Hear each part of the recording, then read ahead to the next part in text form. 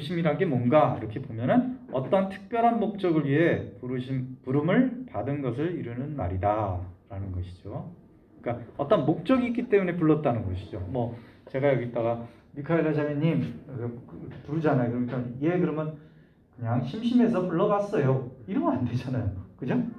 불렀을 때는 반드시 어떤 목적이 있다는 것이고, 그리스도교에서는 죄 많은 세상에서 살던 자가 하느님의 부름을 받고 구원에 이르는 것을 얘기한다. 그러니까 우린 다 예수님을 믿도록 우리는 다 불림을 받고, 그 다음에 저 같은 경우는 뭐 태중교니까 태어나면서부터 이렇게 그 부르심에 이제 그 응답을 한 거, 부모를 통해서 응답을 한 거나 마찬가지지만, 우리 모두는 다 사실은 하나님으로부터 구원받도록 부르심을 갖다 이렇게 받은 것이죠.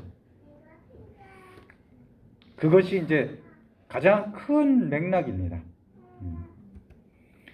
그런데 이 부르심은 누가 불렀느냐가 이제 중요한 거잖아요. 바로 하느님께서 우리를 부르셨다. 삼위일체신 하느님께서 우리를 부르셨는데, 삼위일체 하느님께서 바로 인격적으로 우리를 부르셨다는 거죠.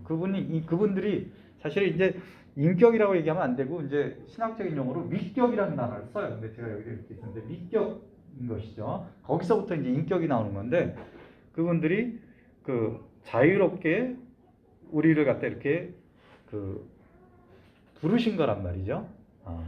그러니까 생명을 우리에게 주셨다는 것이죠.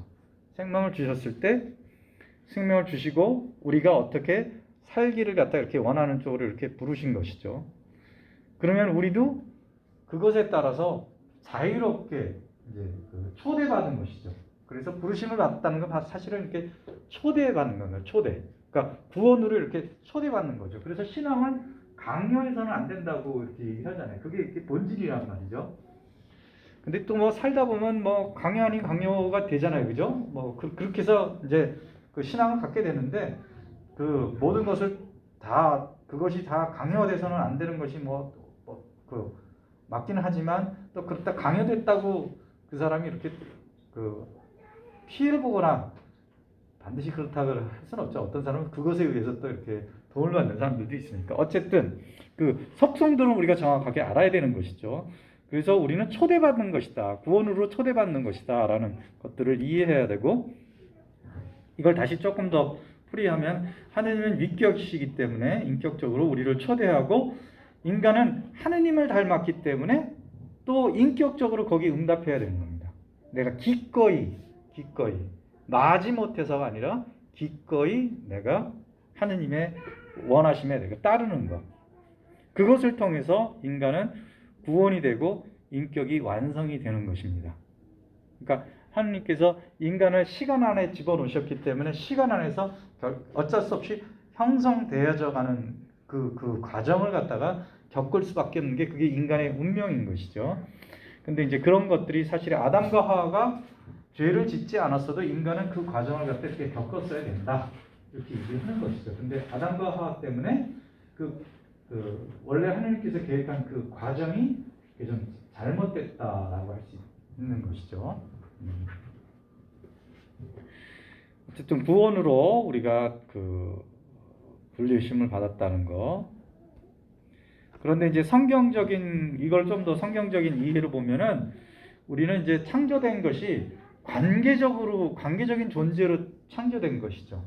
그래서 자꾸만 사회에서 그 관계를 갖다 깨는 거, 그러니까 이런 코로나 사태도 사실은 하나님께서 허락하셨기 때문에 이런 게 일어났죠.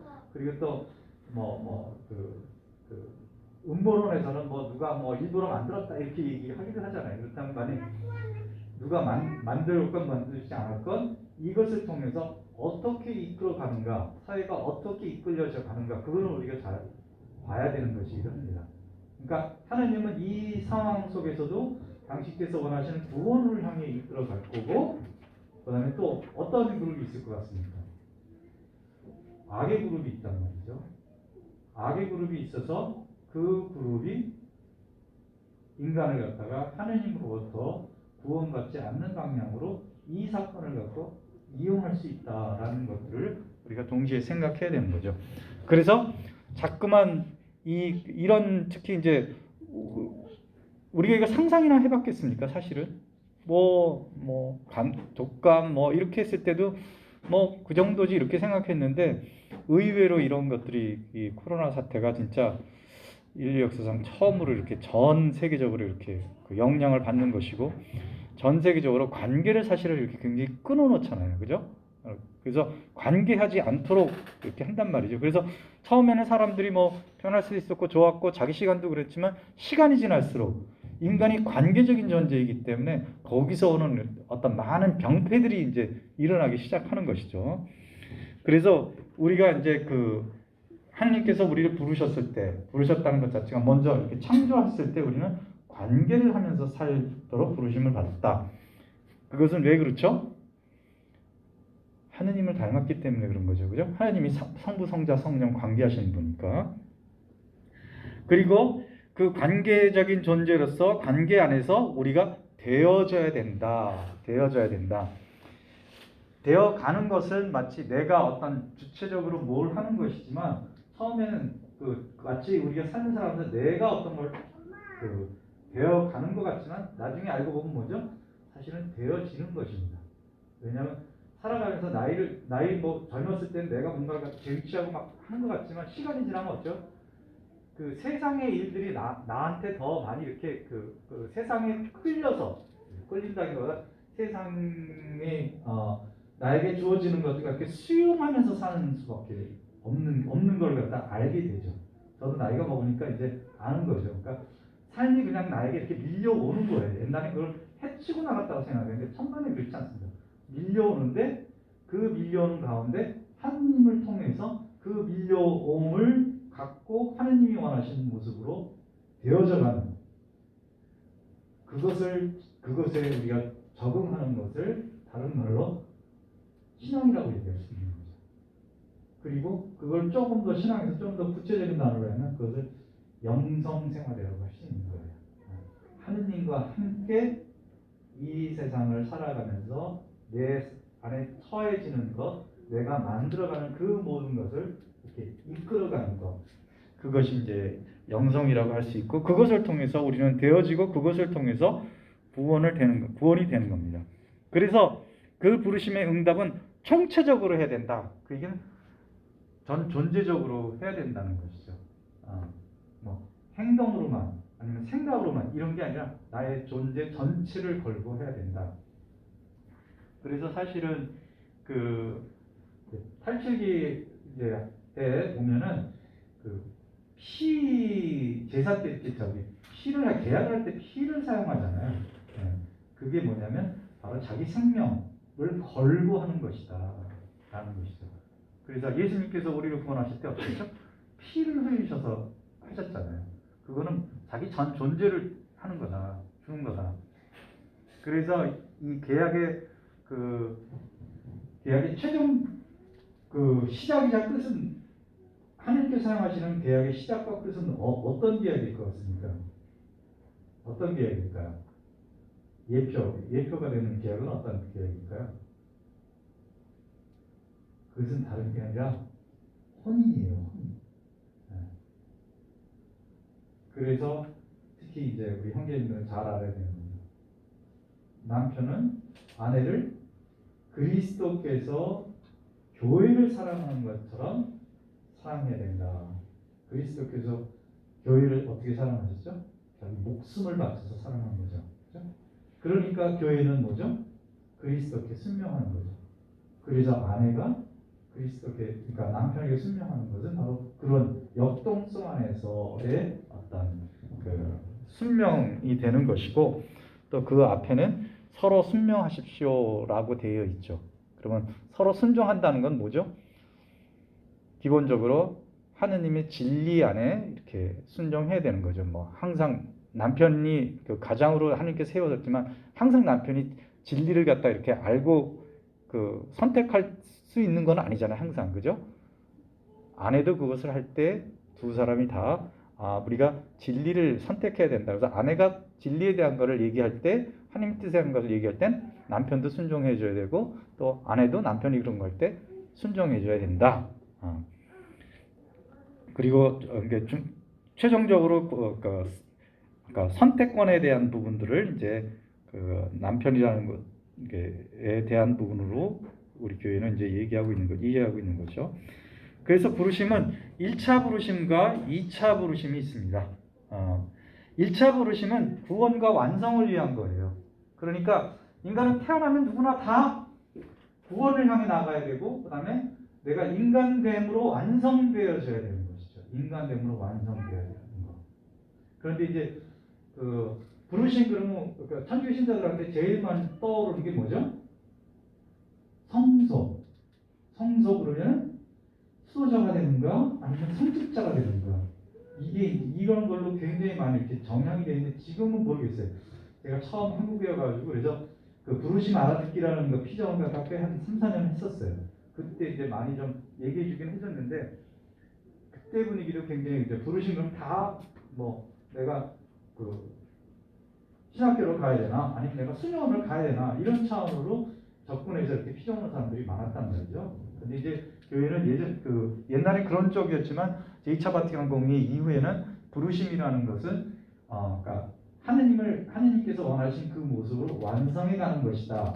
그걸 다른 말로 이렇게 거룩함으로 완성해 가는 것이다라는 것에 대한 이해가 있었고, 그런데 그것을 내가 하느님이 원하시는 인간의 모습, 하느님의 모상성의 회복을 향해 나가는데 2차적인 부르심, 그 구현의 수단이 누구는 성직자가 돼서 구현이 되고 누구는 수도자가 돼서 구현이 되고 누구는 평신도의 삶을 살면서 구현이 되는 거다.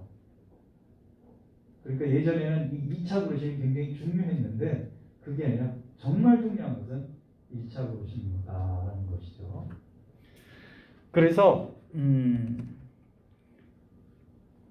이제 여러분이 이제 제자 교육을 이렇게 받고 이제 그 10개월도 하셨잖아요. 10개월도 하셔가지고 나는 공동체에 남겠다. 나는 공동체가 아니라 내 일상에서 또 하나님께서 부르신 곳에서 파견되겠다. 이제 이렇게 되는 것이죠. 그래서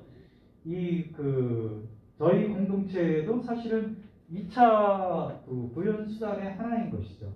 그런데 여러분 중에 어떤 분들은 난 그 2차 구현의 어떤 방편으로서 공동체에 섞이면서 내가 나의 어떤 부르심을 갖다 이루어나겠다 이런 것이죠. 그래서 또 우리 평신도들에게 있어서는 이 2차에 대한 부분에 있어서 이제 여러 가지 직업이 있잖아요, 그죠? 그것도 다 구현의 방법이란 말이죠. 그래서 내가 그 직업을 통해서 내가 1차 부르심을 갖다 수행해 나가는 거기 때문에 나는 정말 뭐 선생님이 되고 싶어서 뭐 선생님을 통해서 아이들에게 복음을 전하겠다 아니면 그냥 내가 정말 선생님 하는 게 내 삶의 의미다 뭐 이렇게 생각할 수 있는데 그것이 안 됐을 때는 어떻게 돼요? 그죠? 이 1차 부르심에 대한 이해가 없으면 그것이 안 되면 그 사람은 뭐죠? 나는 인생의 실패자인 거예요. 그죠?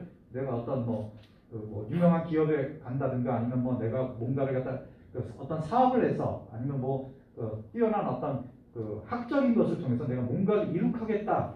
그런데 1차 부르심에 대한 이해가 없는 사람이 그것을 이룩하지 못하는 거죠. 인생의 나고자이고 패배자라는 개념을 가질 수밖에 없어요. 근데 얼마나 많은 사람이 그렇게 자기가 생각하고 자기 재능을 갖다 이렇게 다 살려서 그렇게 살아가는 사람이 얼마나 있겠습니까? 그렇지 않습니다. 대부분의 사람들은 그냥 그런 것을 못 이루는 가운데 그냥 가정을 이루면서 살아가고, 그죠? 그것을 견뎌내고 그러는 거란 말이죠.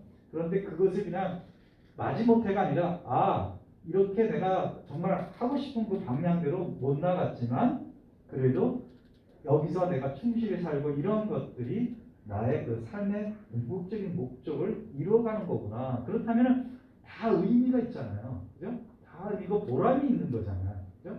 그러면 사람들이 어째 의미와 보람을 찾는 사람은 악으로 기울을 가능성이 별로 없어요. 근데 의미와 그다음에 보람 이런 것이 없으면 자꾸만 어떻게 되죠? 악으로 기울고 자기 파괴적인 행동을 갖다 이렇게 많이 하는 거란 말이죠.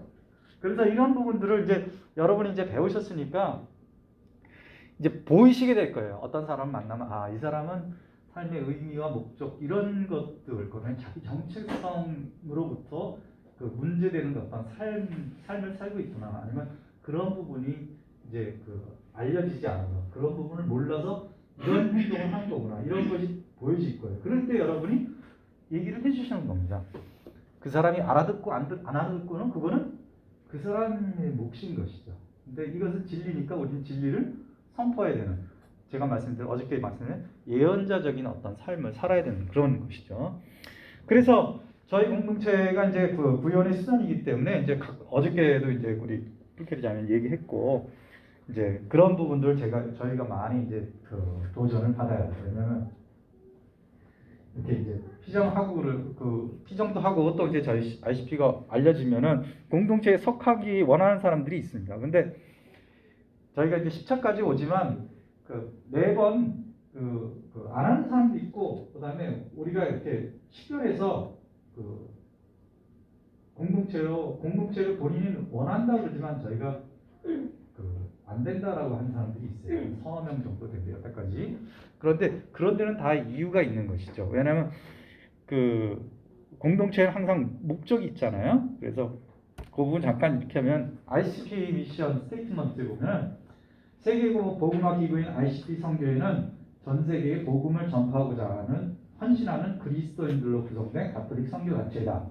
이건 뭐 우리 누군가 얘기하고, 근데 그 밑에 가톨릭 세계복음 ICP 선교회는 보다 효과적으로 복음을 전할 수 있도록 가톨릭 신자들을 훈련, 교육하고 선교와 제자 양성, 공동체 설립 및 자선 사업을 통해 교회를 섬기며 그리스도의 향기를 세상에 전파하는 목적을 추구한다. 그래서 어떤 면에서는 훈련하고 교육하고 선교와 제자 양성 이런 부분 때문에 우리가 식별할 수밖에 없어요. 어떤 사람은 우리 프로그램의 대상이 되고 어떤 사람은 우리와 함께 할 수 있는 사람, 이거를 갖다 구별하지 않으면 안 되는 것이죠. 그러니까 우리 ICP 선교회로 불리는 사람들은 뭐죠? 나가서 섬길 수 있는 그런 어떤 기본적인 자질을 갖고 있어야 되는 것이죠. 근데 어떤 사람은 돌봄을 받아야 되는 사람이 있어요. 그죠? 너무 아픈 사람들을 위해서 ICP 선교회는 사실은 존재하는 것은 아닙니다. 그런 것이 아니라 아프지 않고 그러니까 보통적인 것에서 충분히 교육을 받고 그것을 갖다 성장해서 누군가를 갖다가 섬길 수 있는 기본적으로 그런 자질이 갖춰진 사람을 갖다가 불러서 거기서 더 성장시켜서 다른 사람을 이렇게 도와주는 그런 것이 저희 단체의 어떤 성격이고 어떤 부르심인 거지. 그러니까 뭐 당연히 그러면 좋겠죠. 아프고 이런 사람들 돌보면 좋겠는데 그런 것들은 또 좀 차원이 다른 것이죠. 제가 알기로는 아마 아우구스티노회로 알고 있는데 아우구스티노회에서는 그렇게 하더라고요. 정말 아픈 청년들을 모아서 공동체 생활시키고 그 안에서 회복시키는 그런 거를 하는 데가 있어요. 근데 우리는 사실 그거하고는 좀 다른 것이죠.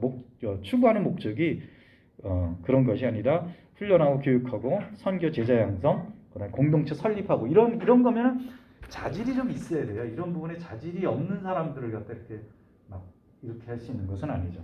그래서 이제 사실은 저희가 이제 저희 선교사 이제 풀타임 선교사는 원래는 35살까지만 받아요.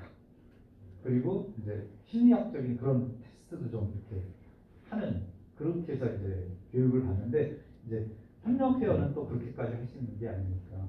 그래서 협력자 교육 이런 걸 할 때 처음에 이제 다른 나라는 1년 테스트 기간을 줘요. 그러니까 1년 동안 이렇게 식별을 해서 그다음에 이 사람이 공동체에 맞는지 안 맞는지 교육만 받고서는 그걸 잘 모를 수 있잖아요. 그래서 1년을 하는데 전 우리 창립자한테 막 주장을 해서 창립자니 1년 갖고는 이게 잘 모른다. 공동체 생활 한 2년은 해봐야지 그 사람이 공동체에 맞는지, 그 다음에 그 사람도 내가 공동체에 맞는지, 아니면 공동체가 봤을 때 저 사람 우리 공동체에 맞지만 또 이 영성 우리가 혼순과 선교에 거기에 맞는지 이런 걸 갖다 식별할 수 있다. 그래서 제가 강하게 주장을 해서 한국만 2년이에요. 그러니까 2년, 3년, 5년 이렇게 되지 다른 1년밖에 안 되는 거예요.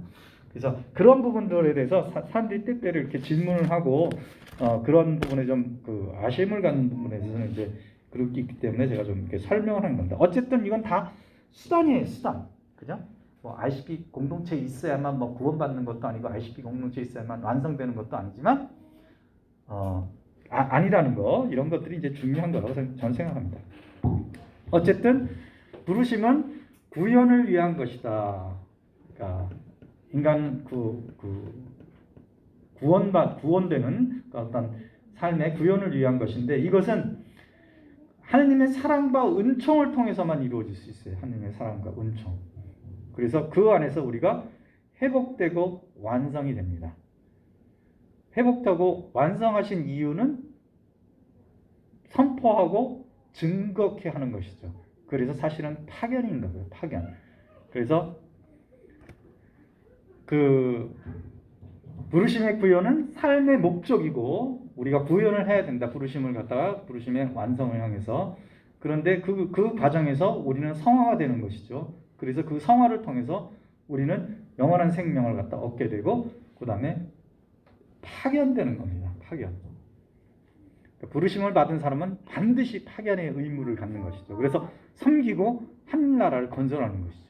그런데 여러분 중에 어떤 분들은 그 공동체 없이, 어떤 분들은 공동체와 함께, 그 차이밖에 없는 거예요. 우리는 다 파견되는 겁니다. 그러니까 1년 제자 교육을, 그래서 처음에는 이게 한 2, 3년은 제가 그 협력자 양성 교육으로 이렇게 했었어요. 그래서 ICP 회원이 되는 그 교육으로 했었는데 하다 보니까 그러면 좀 제한이 되는 것 같아요. 그리고 어떤 사람은 뭐 ICP 잘 모르는데 그런 교육을 받고 싶은데 이거 하면은 반드시 그 협력 회원이 되는 그런 어떤 조건이 걸려 있으면은 그건 좀 아닌 것 같더라고요. 교회를 갖다 우리가 섬기기 위한 것이지 ICP 뭐 회원을 만들기 위해서도 할 수 있지만 그런 것은 아니라고 저는 생각해서 그 다음부터는 이제 제자 훈련, 그래서 이런 교육을 받고 정말 앞으로 그 ICP와는 상관없이 내가 교회에 나가서 지도자로서 그런 어떤 사람들에게 역량을 끼쳐주고 그다음에 선교사 삶을 살기 위한 그런 사람들에게 길을 열어줘야지, 그 중에서 이제 저희 선교회와 이렇게 영성이 많고 이런 사람들을 이렇게 해야지 뭐 우리 이렇게만 한다는 건 굉장히 제약을 하는 것이고 하나님 뜻과 좀 맞지 않는 것 같아서 그다음부터 제가 이렇게 바꾼 것입니다. 그래서 우리는 다 파견의 길로 나간다는 거, 부르심은 다 파견이다라는 거. 그래서 부르심의 구현이 다시 보면은 성화인데 그것은 바로 일상과 사람들과의 관계를 통해서 성화됩니다. 성화는 뭐 아무것도 안 하고 기도만 하고 이런다고 성화되는 게 아니라, 특히 우리 평신도들에게 있어서는 뭐죠? 사람들과 만나고, 그리고 또 뭐 수도자들도 마찬가지고 뭐 성직자들도 마찬가지고 일상과 관계 속에서 우리가 성화되는 것이고, 그 다음에 우리는 파견되는 건데, 제가 어제 얘기했던 삼중 직무, 그죠? 왕직, 사제직, 예언직을 통해서 우리는 파견되고 그 직무를 갖고 파견되고 그것을 갖고 우리는 섬김을 받는다라는 것을 갖다가 잊지 않으시면 되겠습니다.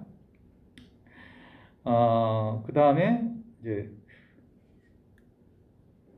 그래서 부르심은 훈련되고 그 다음에 훈련과 성화 파견이 있는데, 이것의 어떤 이렇게 주장할 수 있는 근거가 뭘까요? 이렇게 주장할 수 있는 근거. 이것은 마태복음 15장 24절 보면 이렇게 되어 있어요. 예수님께서 나는 오직 이스라엘 집안의 길 잃은 양들에게 파견되었을 뿐이다 라고 본인 자체가 뭐죠? 파견이라는 단어를 쓰셔요. 그래서 우리가 누구를 따라 사는 사람이죠? 예수 그리스도를 따라 사는 사람이기 때문에 우리는 파견되는 겁니다. 그러니까 성부, 성자, 성령 삼위 중에 성자께서 아버지의 부르심을 받고 세상으로 파견된 겁니다. 그래서 마르코복음 3장 14절 보면은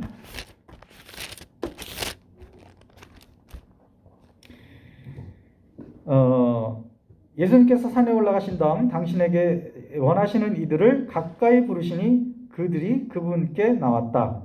그분께서는 12를 세우시고, 저희 제자교육 가면 항상 12명, 13명, 14명 이렇게 했는데 12, 그러니까 인원이 많은 걸 이렇게 제자 훈련하지 않더라고요. 열두를 세우시고 그들을 사도라 이름하셨다. 그들을 당신과 함께 지내게 하시고, 그죠? 그 다음에 그들을 파견하시어 복음을 선포하게 하시며 마귀를 쫓아내는 권한을 가지게 하시려는 것이었다.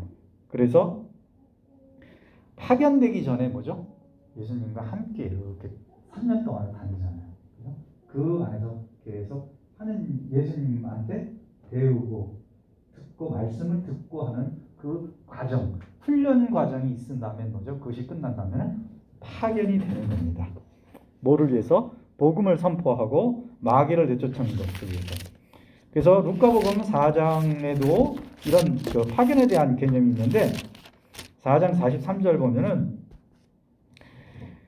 예수님께서는 그들에게 말씀하셨다. 나는 하느님 나라의 기쁜 소식을 다른 거울에도 전해야 한다. 사실 나는 그 일을 하도록 파견된 것이다. 라고 얘기를 하는 것이죠. 그러니까 우리가 제자 훈련이 끝난 다음에 우리는 다 각자의 자리로 파견이 되는 것입니다. 그것을 갖다가 잊어먹으면 안 되겠습니다. 이러한 부르심 구현의 어떤 기초는 아까 말씀드린 대로 하느님 사랑이 기초가 되고 그 다음에 공동체가 사실은 기초가 되는 겁니다. 그러니까 파견은 저 같은 그 선교사의 삶을 산다는 것은 사실은 공동체로부터 파견이 돼야 돼요. 공동체 없이 파견되는 것은 좀 조심해야, 그런 사람 좀 조심해야 될 부분이 있고, 우리는 다 뭐죠? 사실은 다 공동체에 속하잖아요. 본당 공동체 사실 그게 다 속하는 거랍니다. 우리 누구나 다 제일 먼저 교회에 속하고 그 교회에 구체적으로 본당 공동체라는 거에 속하는 거랍니다. 그래서 우리는 본당 공동체를 섬겨야 되는 것이죠. 그래서 ICT도 사실은 그런 본당 공동체를 갖다 잘 섬기게 하기 위해서 훈련받고 이러는 것이죠. 근데 이제 아직 우리가 이제 한국에서는 그런 게 잘 안 해요. 외국에서는 굉장히 그 공동체들이 본당을 많이 섬겨요. 그리고 신부님들이 그런 걸 갖다가 우리 잘 활용을 하고, 왜냐하면 이제 신앙이 많이 없어진 가운데서도 이렇게 그 양성된 사람들이 별로 없잖아요. 그죠? 그러니까 사제들도 없는 데다가 사제가 막 성당 4개를 갖다가 이렇게 돌아다니면서 미사를 하고 돌보는데 혼자서 어떻게 그런 걸 다 할 수 있겠어요. 근데 그 중에서 저희가 공동체 같은 데에서 사람을 양성시켜서 그 각 본당에 중요한 일을 하니까 신부님이 그들과 함께 일을 할 수밖에 없게 되는 거죠. 근데 한국 교회는 사제들이 많기 때문에 그런 거 아직까지 신경 안 쓰는 거예요.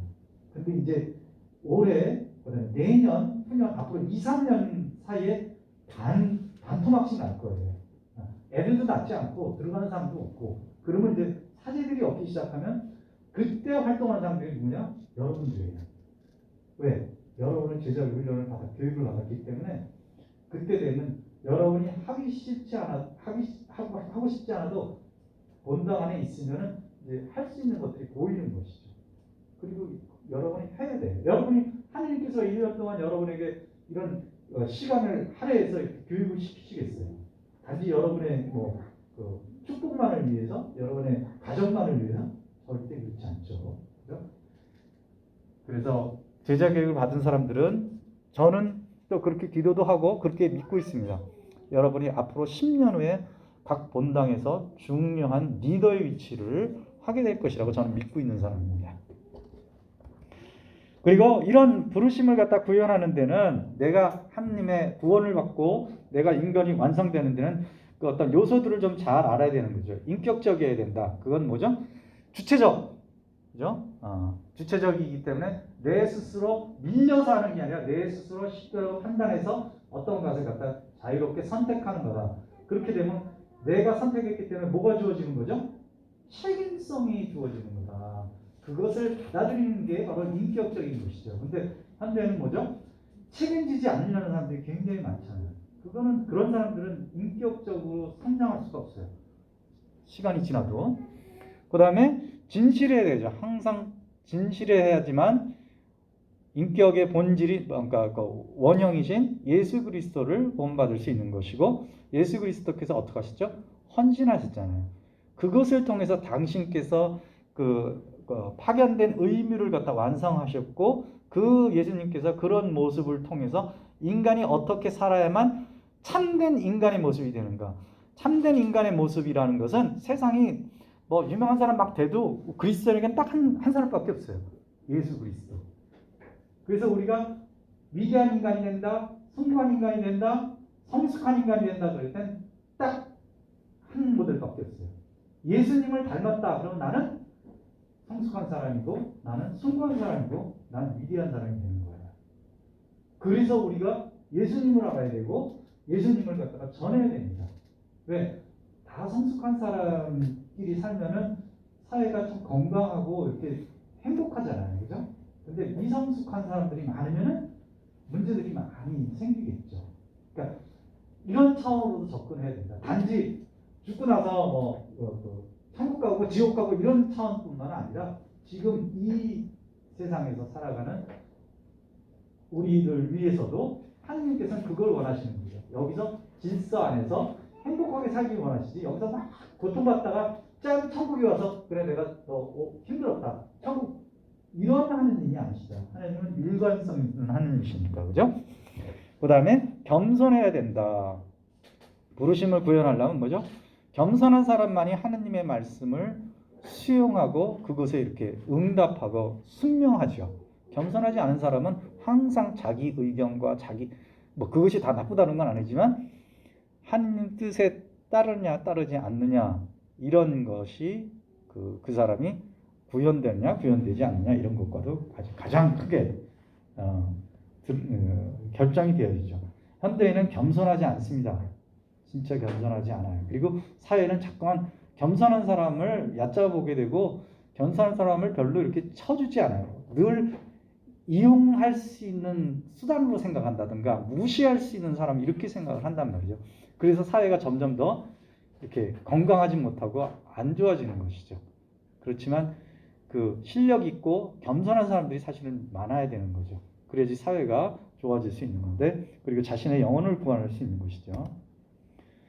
그런데 이런 구원의 능력에 구체적으로 이제 우리는 세례를 통해서 그 다음에 말씀을 읽고 묵상하는 것을 통해서 그 다음에 기도 생활을 통해서 그 다음에 그 성체 성사와 성사 생활 그죠? 고백 성사를 통해서 이런 것이 구현되는 어떤 능력을 우리가 계속 받게 된다는 것을 알고 있어야겠습니다. 그래서 부르심 구현에 대한 말씀으로 이 시간을 마치겠는데 이사야서 49장 5절 보면 나의 하느님께서 나의 힘이 되어 주셨다. 내가 살아가는 데 있어서 내 인생을 완성하고 그 다음에 내 삶의 목적인 성숙한 인간 또 예수님을 닮는 인간이 되는 것 그 다음에 또 그 영원한 생명을 준비하는 이런 모든 것은 나의 힘으로 되는 것이 아니라 하느님께서 나의 힘이 됐기 때문에 내가 그게 가능한 겁니다. 이 말씀을 잊어먹으면 안 되는 거죠. 이 말씀 잊어버리면 너무 우리가 조급하든가 쉽게 실망하고 자신을 갖다 이렇게 미워하고 이럴 수 있다. 그 다음에 빌립보서 4장 13절 나에게 힘을 주시는 분 안에서 나는 모든 것을 할 수 있습니다. 그죠? 그러니까 우리가 어려운 상황에 처해 있고 그럴 때 주님께 청해야 됩니다. 주님, 당신의 사랑 안에서 당신 안에서 나는 당신께서 나에게 힘을 주시기 때문에 나는 모든 것을 할 수 있습니다. 하느님께서 내가 할 수 있다고 하는 것을 나는 할 수 있죠. 왜? 내 힘이 아니라 하느님께서 너는 그걸 할 수 있어 라고 하면은 하느님께서 그걸 할 수 있게 만드시기 때문에 내가 한 겁니다. 이 원리를 갖다가 잘 알아야 돼요. 이런 게 또 이제 영적인 원리입니다. 그러니까 영적 원리를 아는 것들이 그 위기 순간에 굉장히 이렇게 중요하죠. 그 다음에 이제 보면은 그러므로 너희는 가서 모든 민족들을 제자로 삼아 아버지와 아들과 성령의 이름으로 세례를 주고 내가 너희에게 명령한 모든 것을 가르쳐 지키게 하여라 하고 어떻게 하죠? 파견이 되는 겁니다. 파견이 되는 거. 그러면서 예수님께서 그 보증을 해주셔. 보증을 하나 해주시죠. 뭐.